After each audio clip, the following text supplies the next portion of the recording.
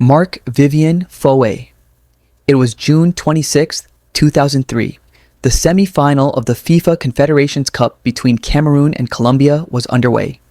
Marc-Vivien Foé, strong, towering, a pillar of Cameroon's midfield, had played nearly the entire match, sweat glistening under the heat of Lyon's Stade de Gerland. Then, at the 72nd minute, he collapsed near the center circle. No collision, no foul, just silence. Medical teams rushed onto the pitch as players froze, their faces pale. Minutes stretched into eternity as CPR continued in vain. When Foé was pronounced dead from hypertrophic cardiomyopathy, football changed forever. His teammates wept through the final. Cameroon dedicated their run to his memory. Even years later, when Manchester City and Lyon play, his name is still spoken softly. A reminder that even giants can fall without warning. His number 17 jersey was retired, and his death forced FIFA to strengthen player medical screenings worldwide. Antonio Puerta, August 25, 2007, Ramon Sanchez Pizjuan Stadium.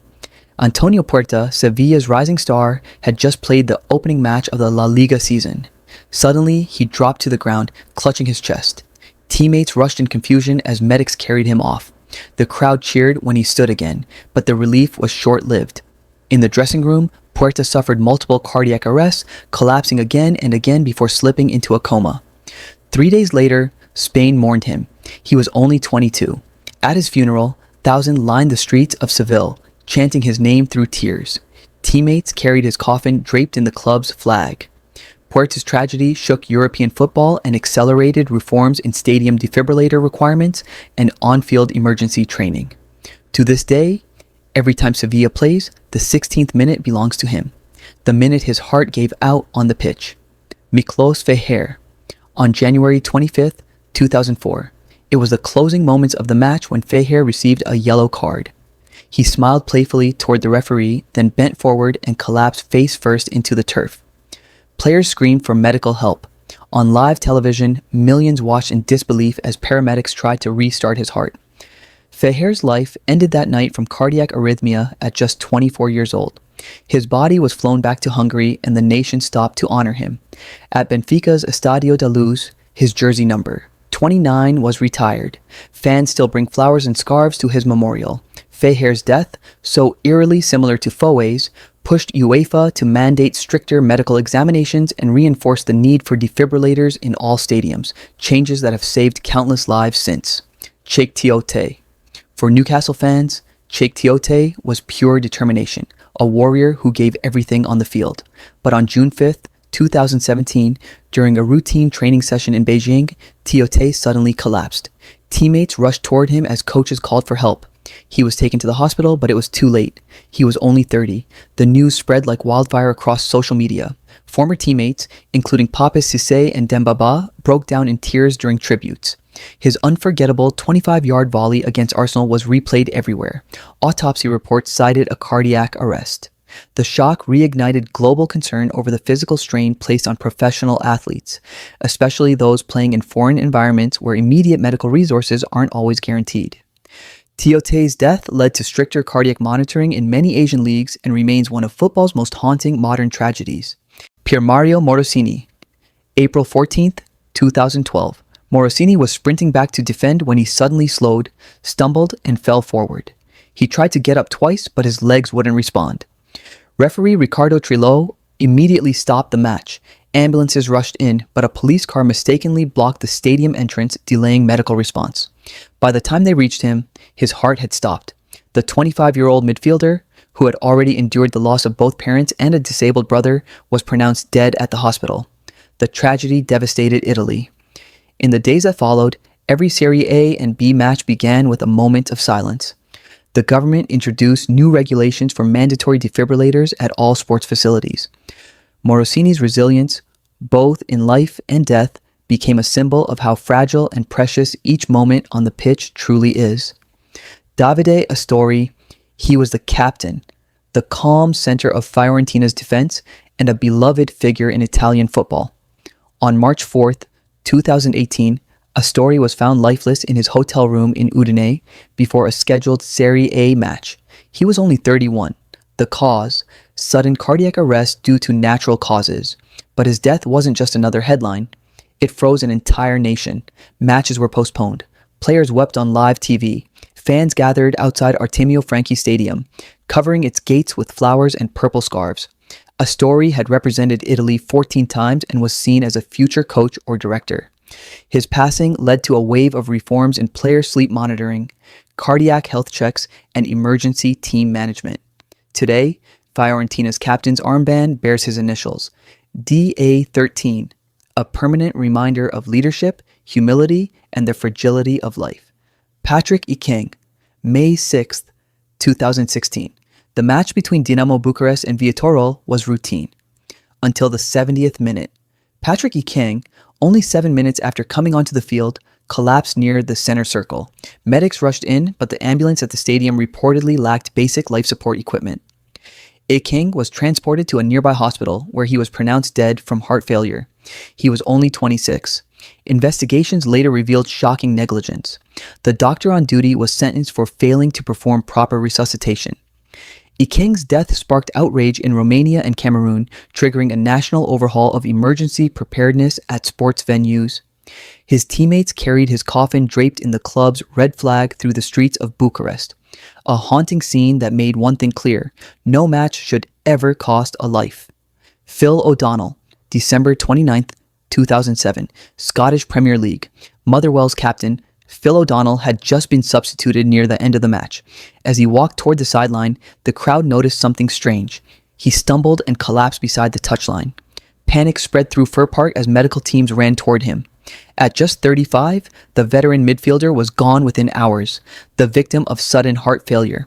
O'Donnell was more than a player. He was a leader, a mentor, and a family man. The tragedy sent shockwaves through Scottish football, reigniting discussions about the unseen cardiac risks among even the fittest athletes. His funeral, attended by thousands, became a national moment of mourning. In his honor, Motherwell renamed one of their stands the Phil O'Donnell Stand, ensuring his legacy lived on every time fans entered the stadium he once commanded. Chaswe Nsofwa, August 29th, 2007. Zambian forward Chaswe Nsofwa, only 27, was playing a friendly match for his Israeli club when he suddenly fell to the ground, motionless.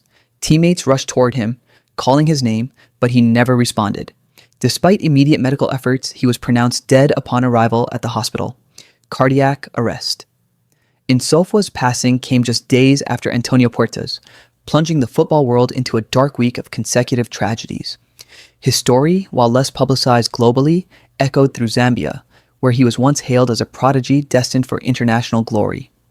His death drew attention to the lack of proper defibrillators at smaller clubs and underscored the global disparity in player medical standards between elite and lesser-funded teams.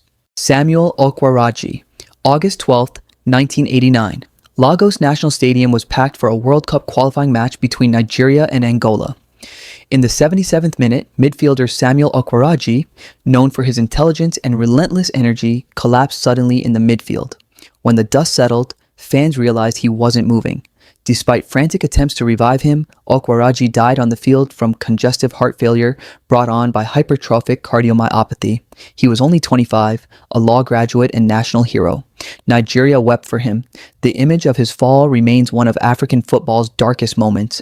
His death became a turning point in Nigerian sports safety policy, inspiring future generations to push for mandatory medical screenings for all athletes. To this day, the Lagos Stadium where he died bears a memorial plaque in his honor, a quiet reminder that heroes sometimes die chasing the dream they love most.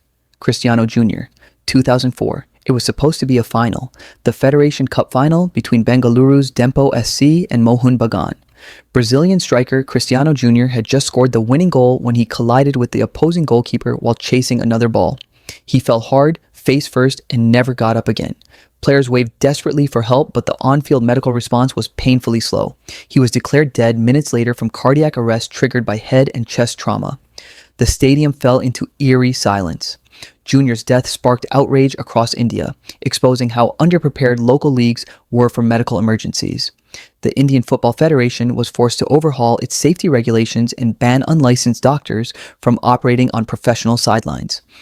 Junior's final goal still circulates online, a bittersweet symbol of triumph turning into tragedy in the blink of an eye. Serginho, October 27th, 2004. A Brazilian league match between São Caetano and São Paulo. Defender Serginho suddenly collapsed near the penalty area. Medical staff rushed over, performing CPR for several minutes before he was rushed to the hospital. He died shortly after, age 30, from heart failure caused by an enlarged heart. Shockingly, a later investigation revealed that the club's medical staff had known about his heart condition but allowed him to continue playing. The revelation sent shockwaves through Brazilian football. São Caetano was fined, officials were suspended, and new federal sports safety laws were introduced across Brazil. Serginho's death became a national reckoning, a brutal reminder that no victory is worth a human life. Endurance Idahor, March 6, 2010, Sudanese Premier League. Nigerian striker Endurance Idahor had just completed a run when he collapsed near the penalty box. His teammates signaled frantically for help as fans watched in disbelief. Despite immediate evacuation to the hospital, Idahor was pronounced dead on arrival. Heart failure. His loss devastated Al-Merreikh supporters who had idolized his goal-scoring prowess. The tragedy reignited calls for African football authorities to implement continental medical response standards. Idahor's name still echoes in Sudanese football. His jersey number, retired, his story passed down to new generations as both a warning and an inspiration. Gregory Mertens, April 27, 2015. Belgian defender Gregory Mertens was playing a reserve match when, out of nowhere, he collapsed mid-play. Medics rushed onto the field, performing CPR for 30 minutes. He was placed in a medically induced coma, but 3 days later he passed away at age 24 due to cardiac arrest. Belgium mourned him deeply, his death coming just months after the passing of another young player, Junior Malanda. Mertens' autopsy revealed a rare heart rhythm disorder, leading Belgian clubs to tighten cardiac screening regulations.